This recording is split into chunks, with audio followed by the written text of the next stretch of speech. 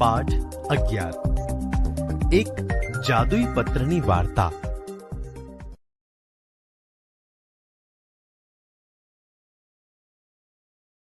બાળ દોસ્તો, હવે આપણે લેખકના જીવન વિશે પરિચય મેળવીએ.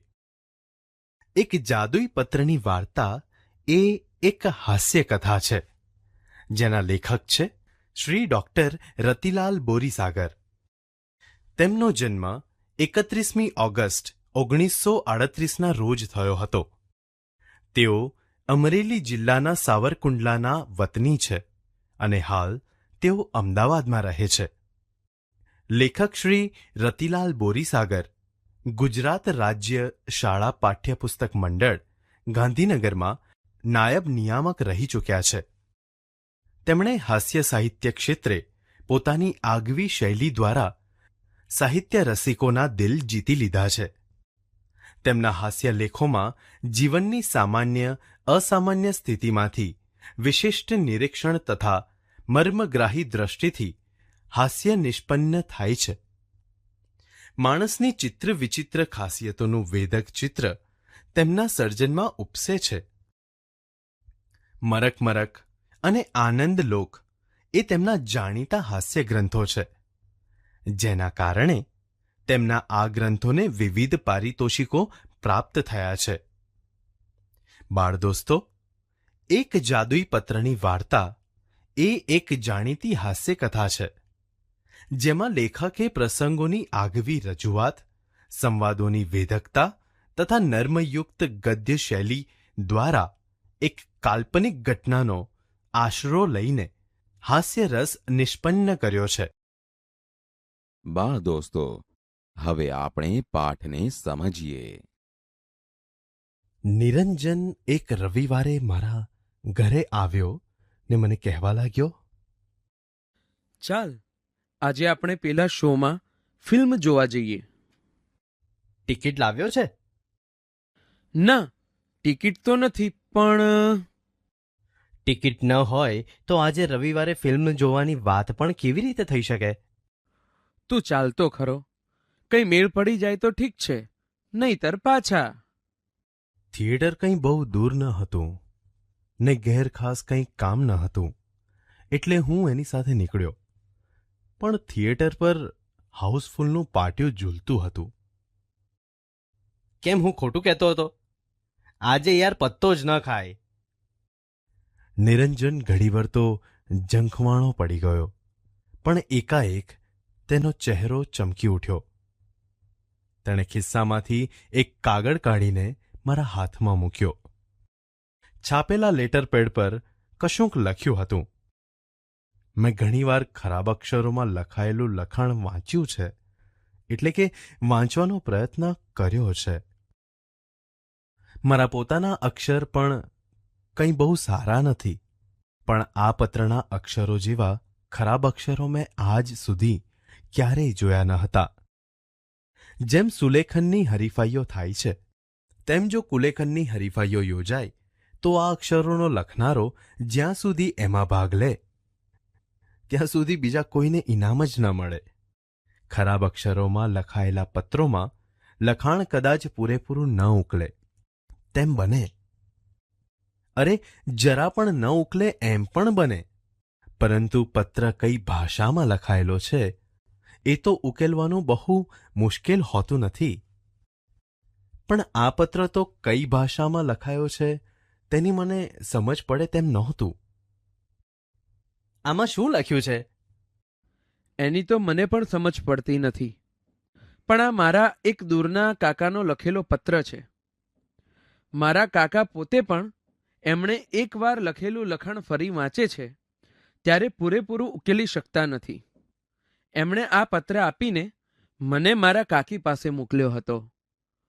આમ તો મારા કાકી પણ મારા કાકાનું લખેલું કશું વાંચી શકતા નથી. વેવિશાળ પછી મારા કાકાએ મારા કાકીને જે પત્રો લખેલા તે કાકીએ લગ્ન પછી મારા કાકા પાસે વંચાવવાનો પ્રયત્ન કરેલો.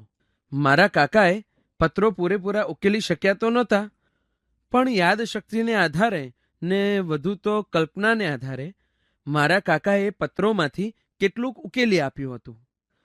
આજે પણ મારા કાકાના એ પ્રેમપત્રો ખુલ્લા રખડતા હોય છે, કેમ કે કોઈ એ વાંચી જાય તેવો ભય હોતો નથી. હા, પણ તેનું અહીં શું છે? ફિલ્મ ન જોવાઈ એટલે શું આ પત્ર ઉકેલવામાં 3 કલાક ગાળવાના છે? અને જો એવો વિચાર હોય તો મારો સ્પષ્ટ મત છે કે 3 કલાક તો શું, પણ 3 ભવે આ ના ઉકલે. તેથી જ મને લાગે છે કે આપણે ફિલ્મ જોઈ શકીશું. કેવી રીતે? ચાલ મારી સાથે. નિરંજન આગળ ચાલ્યો ને મેનેજરની કેબિન અંદર ઘૂસ્યો. હું પણ થોડો ગભરાતો પાછળ દાખલ થયો. નિરંજને શાંતિથી એ પત્ર મેનેજરના હાથમાં મૂક્યો. મેનેજરે પત્ર ખોલ્યો ને અંદરનું લખાણ જોઈ સ્તબ્ધ બની નિરંજનની સામે એ જોઈ રહ્યા. અને પેલો સનાતન પ્રશ્ન એમના મુખમાંથી પણ સરી પડ્યો. આ શું છે? વેદ સાહેબનો પત્ર છે. વેદ સાહેબ, વેદ સાહેબ. વેદ સાહેબ લાયન્સ ક્લબના ડિસ્ટ્રિક્ટ ગવર્નર છે. મારા એ કાકા થાય. એમણે કહ્યું છે કે મેનેજર સાહેબને આ પત્ર આપશો એટલે એ બંને મિત્રો માટે ફિલ્મ જોવાની વ્યવસ્થા કરી આપશે. મેનેજરે દિગ્મૂઢ બનીને પત્ર સામે જોયું ને પછી નિરંજન સામે જોયું. પણ તમે જાણો છો કે આજનો શો હાઉસફુલ છે. હા સાહેબ, પણ વાંધો નહીં, હું કાકાને કહી દઈશ. આપ ચિંતા ન કરો. આટલું કહી એણે અત્યંત સ્વાભાવિકતાથી મેનેજરના હાથમાંથી પત્ર લઈ લીધો. મેનેજર બિચારા ફરી વિચારમાં પડી ગયા. આવા વિકટ પ્રશ્નનો સામનો કરવાનો એમની આજ સુધીની કારકિર્દીમાં આવ્યું ન હતું એમ એમના ચહેરા પરથી સ્પષ્ટ જણાતું હતું. ઊભા રહો, હું 2 એક્સ્ટ્રા ચેર્સ મુકાવી દઉં. એમ કહી એમણે ઘંટડી મારી. પ્યુન આવ્યો. અરે રામુ, બાલ્કનીમાં 2 એક્સ્ટ્રા ચેર્સ મૂકીને બંને ભાઈઓને ત્યાં બેસવાની વ્યવસ્થા કરી દે. જી સાહેબ. એમ કહી પટાવાળો અમને બંનેને લઈને ચાલ્યો. હું તો સ્તબ્ધ બની ગયો હતો. નિરંજન ટીખડી હતો. બીજાને પજવવાના જાતના નુસ્ખા તે શોધ્યા કરતો, પણ એનું આજનું સાહસ અપ્રતિમ હતું. અમે અંદર બેઠા એટલે નિરંજને વિજયનું એક ભવ્ય સ્મિત કર્યું. ઇન્ટરવલમાં પટ્ટાવાળો ફરી આવ્યો ને અમને કહ્યું, તમને બંનેને સાહેબ બોલાવે છે. આ સાંભળી મારા તો મોતિયા જ મરી ગયા. મને થયું નક્કી પોલ પકડાઈ ગઈ લાગે છે ને હવે પોલીસને હવાલે જ કરી દેશે તો અમારું શું થશે? એટલે મેં નિરંજનને કહ્યું, નિરંજન, મામલો ગંભીર જણાય છે. ફસાઈ જઈશું. હો, આપણે નથી જવું. ક્યાંક પોલીસમાં પકડાવી દેશે તો? પેલો પત્ર છે ને, બતાવીને છૂટી જઈશું. અમે ઓફિસમાં ગયા એટલે મેનેજરે અમને અત્યંત વિવેકથી પૂછ્યું, આવો, બેસો. ચા લેશો ને? એવી તકલીફ રહેવા દો સાહેબ. અરે એમાં તકલીફ શાની? ચા તો મંગાવી જ લીધી છે. તમને ફિલ્મ જોવાની કઈ તકલીફ તો નથી પડી ને? ના રેણા સાહેબ, આપે આજે અમને ઘણી મદદ કરી છે. અરે એમાં મદદ શાની? એ તો અમારી ફરજ છે. ચા પીવાઈ રહી. અમે મેનેજરને નમસ્તે કરીને બાકીની ફિલ્મ પૂરી કરવા અંદર ગયા. આમ તે દિવસે રવિવાર હોવા છતાં અને અગાઉથી ટિકિટ ન લીધી હોવા છતાં અમે ફિલ્મ જોઈ, અને તે પણ મફત. મજા આવી ને? તે તો સાલા એકને બદલે 2 ફિલ્મ જોઈ. ખરું ને?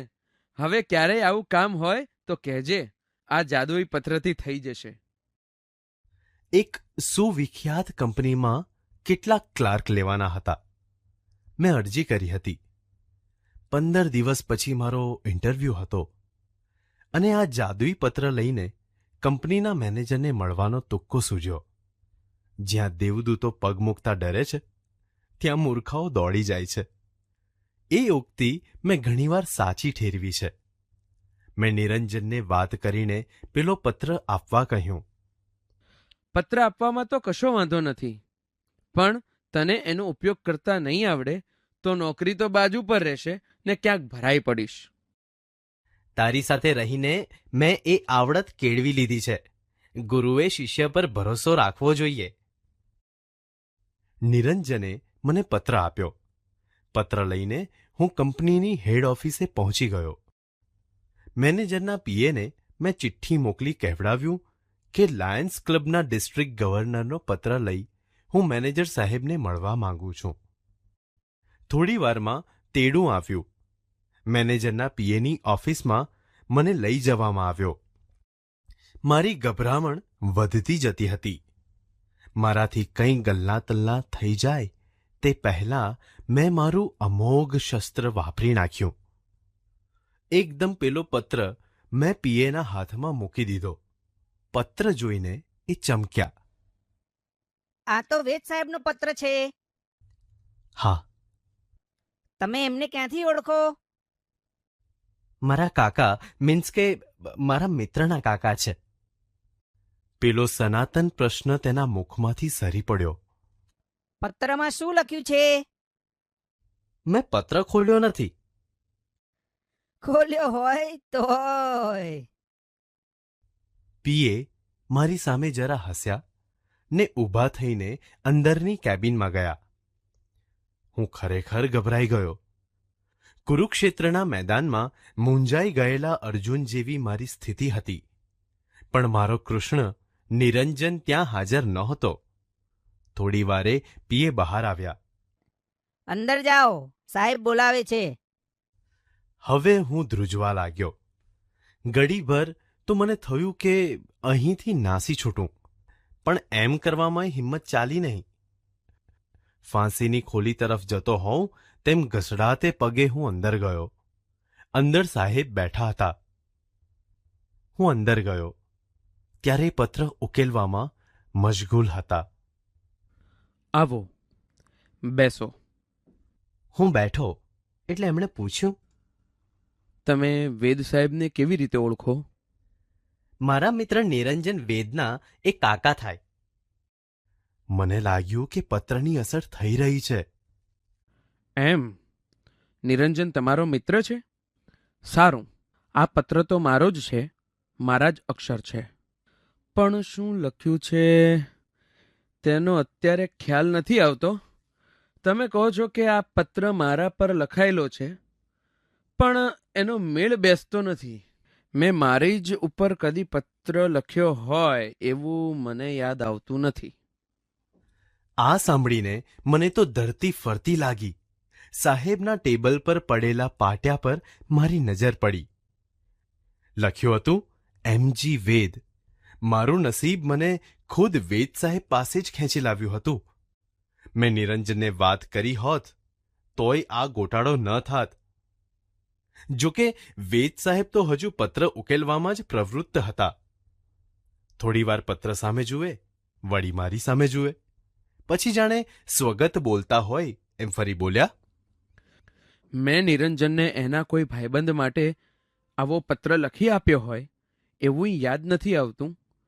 પણ આ લેટર પેડને અક્ષર તો મારા જ છે. માત્ર પત્ર કોને ઉદ્દેશીને લખ્યો છે તેનો ખ્યાલ નથી આવતો. એ જો ખ્યાલ આવે તો કંઈક સમજાય. પણ ઓલ રાઈટ, તમારે કામ શું છે? સાહેબ, મેં અહીં ક્લાર્કની નોકરી માટે અરજી કરી છે. ઓહો, એમ વાત છે? અઠવાડિયા પછી તપાસ કરજો. અને આજે હું વેદ સાહેબની ઓફિસમાં ક્લાર્ક છું. અલબત્ત પેલો જાદુઈ પત્ર વેદ સાહેબ પાસે જ રહી ગયો. એનો અફસોસ મને ને નિરંજનને દિવસો સુધી રહ્યા કર્યો હતો.